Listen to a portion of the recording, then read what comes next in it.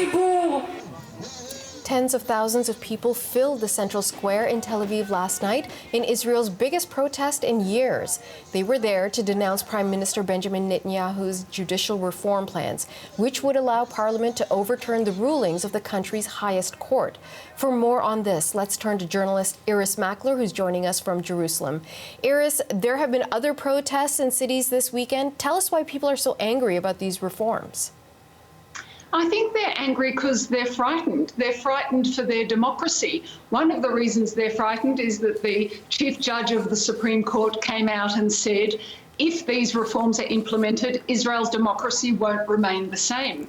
And that's because Israel has only one House of Parliament, one national House of Parliament, no provincial governments, nothing like that.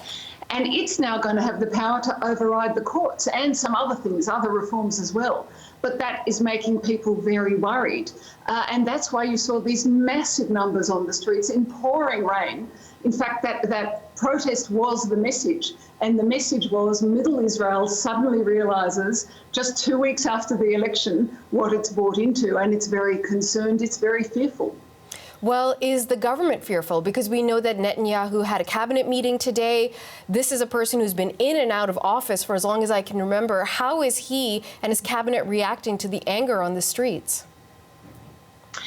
He's saying what he's been saying for the past week, what he said on Friday night as well.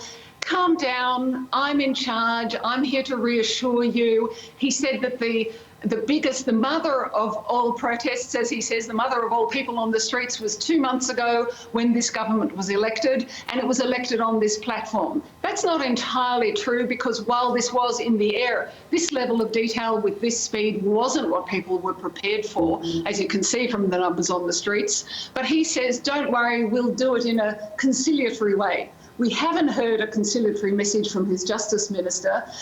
It's been very frightening, actually, if you're just listening to the level of vitriol. And I think we're in for a big constitutional crisis here.